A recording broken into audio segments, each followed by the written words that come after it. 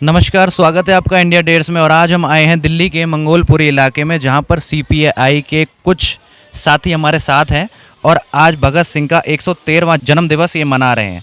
और आज हमारे साथ हैं मुकेश कश्यप सर, आज हमारे साथ हैं और आज हम इनसे बात करेंगे कि किस तरीके से भगत सिंह का बर्थडे आज ये यहाँ पर मना रहे हैं। आज 28 सितंबर है और हमने भगत सिंह का 113वां जन्मदिन मनाया यहाँ पे। और भगत सिंह हमेशा प्रासंगिक रहे हैं और आज की तारीख में और भी ज़्यादा प्रासंगिक हो जाते हैं जब हिंदुस्तान के किसानों पर, मजदूरों पर मोदी सरकार, एनडीए सरकार सीधा हमला कर रही है। अभी आपने इस मानसून सत्र में देखा कि किस तरह से मोदी सरकार ने आनन फानन में जो फार्मर बिलों को पास कराया और लेबर कोड जो बनाए हैं उनको पास कराया। पहले जो लेबर कोड बनाए थे 44 कानून को ख़त्म करके 4 लेबर कोड थे, उस पर हमारी ट्रेड यूनियन की भी राय मांगी गई थी। हमने कुछ लिख के भी दिया था, सजेशन उनको दिए थे, फिर उनको वापस ले लिया।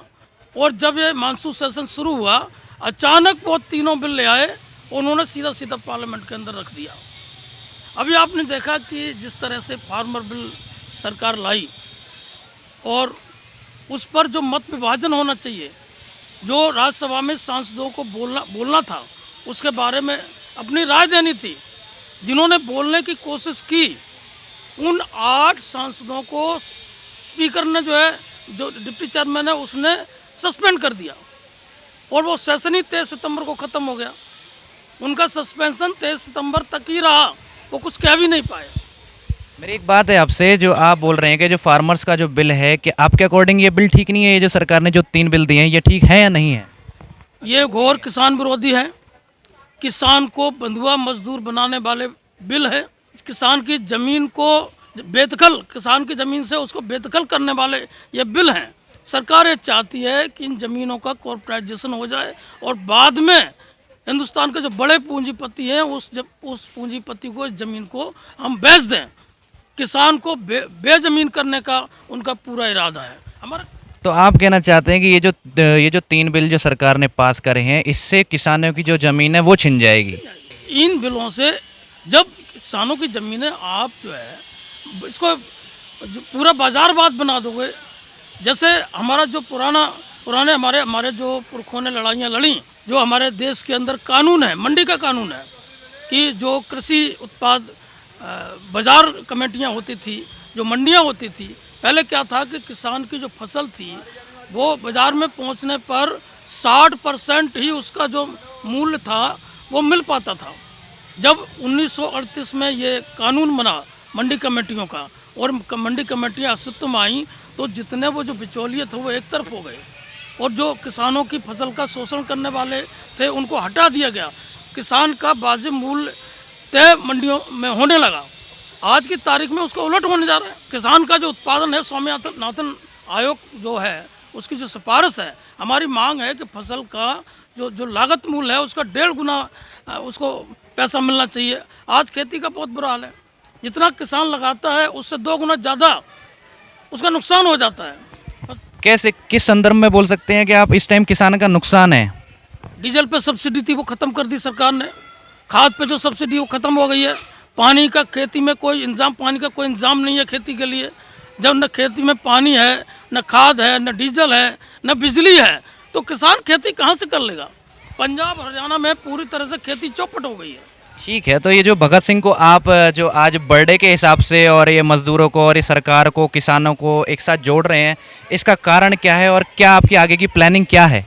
देखिए, ऐसा है कि हिंदुस्तान कोई मतलब नक्शे पे ही नहीं है।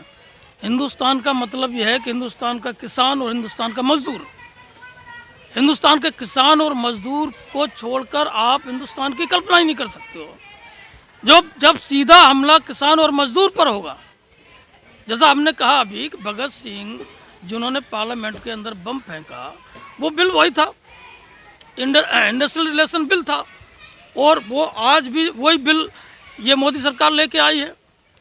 हायर एंड फायर की पॉलिसी अपना करके मजदूर को चाहे जब कान। आपकी आगे की प्लानिंग क्या है? मुझे प्लानिंग बताइए, आपकी क्या प्लानिंग है? कम्युनिस्ट पार्टी क्या चाहती है केंद्र सरकार से? कम्युनिस्ट पार्टी ये चाहती है कि नंबर 1 कि जो श्रम कानून एग्जिस्ट करते हैं उनको बहाल किया जाए। और ये जो श्रम सुधार के नाम पर नए नए कानून लाए हैं, ये सिर्फ मजदूरों का शोषण करने के लिए हैं और पूंजीपतियों को फायदा पहुंचाने के लिए है। वो पूंजीपति कौन है? आपका इशारा अडानी अंबानी की ओर है मेरे हिसाब से। अडानी अंबानी की ओर आपका इशारा जाता है कि वो किसानों की ज़मीन जो है हरियाणा पंजाब में जो हड़प कर रहे हैं ज़मीन को, उसके बाद जो किसान है वो बेमौत मारा जाएगा। आप ये कहना चाहते हैं हमसे? बिल्कुल ये कहना चाहते हैं, जब खेती का कॉर्पोरेटाइजेशन हो जाएगा, फसल, अब एक आदमी ने फसल पैदा की, मंडी उसकी 10-12 किलोमीटर गांव से थी, कस्बे में थी, तो वहाँ जाके वो फसल बेच आता था। अभी वो क्या उल्टी उल्टी जो है दलीलें दे रहे हैं कि वो 400 किलोमीटर ट्रेन में बैठ के नागपुर की मंडी में जाके किसान बेचेगा अपनी फसल को। क्या वो छिंदवाड़े में संतरा जो पैदा होता है किसी किसान के बाग में, वो जाके नागपुर की मंडी में जाकर सीधा बेचेगा? ये बेकार की बातें हैं, ये सिर्फ गुमराह करने वाली बातें हैं। किसान के लिए कुछ नहीं करने वाले हैं। उनका मकसद ये है किसान की ज़मीन को किसान से छीन के बड़े पूंजीपतियों को हवाले कर देना।